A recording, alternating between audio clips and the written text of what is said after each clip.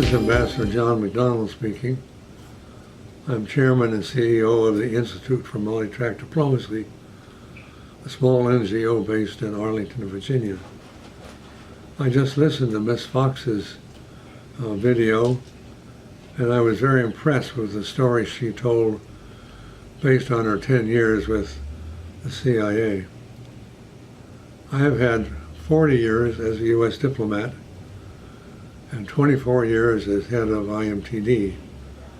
So I have many stories that I can tell.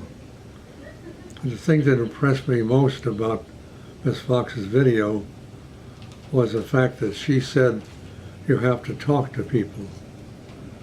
And it reminded me of my mantra, which is on the back of my calling card, which says that the only way to solve a conflict at any level of society is to sit down face to face and talk about it.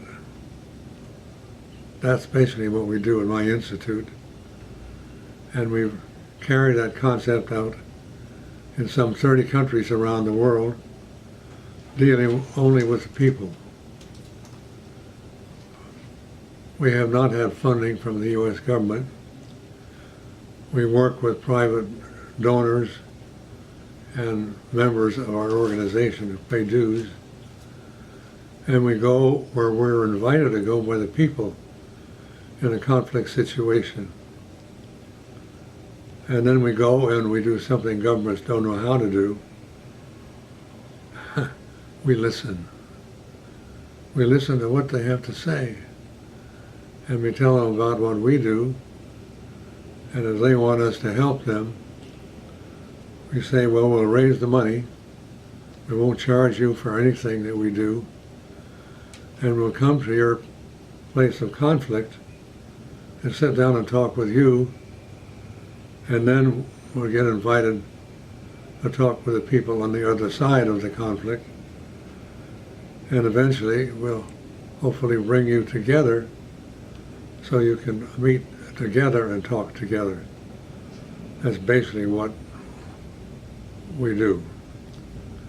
And you'd be surprised how often it works. You know, most people are afraid of each other. They don't want to admit their fears. But when they work with them separately, and then sometimes for months on end before we can bring them together, why, then they understand each other. I'll give you an example. We worked in the country of divided Cyprus for many years. Cyprus became a new country in 1960 as the British Empire was collapsing. And 4 years later, the Greeks tried to take over the island, and there was an attempted coup. It didn't work. The Security Council sent in peacebuilders, basically from Canada, and there was an uneasy peace for 10 years. And then suddenly the Turks sent in 35,000 soldiers to solve the problem. And so all of the Muslims moved to the north and all the Christians moved to the south, even though they'd been living together peacefully for 1,000 years. And suddenly they were like this, they were talking to each other. 1974. We were invited there in 1994.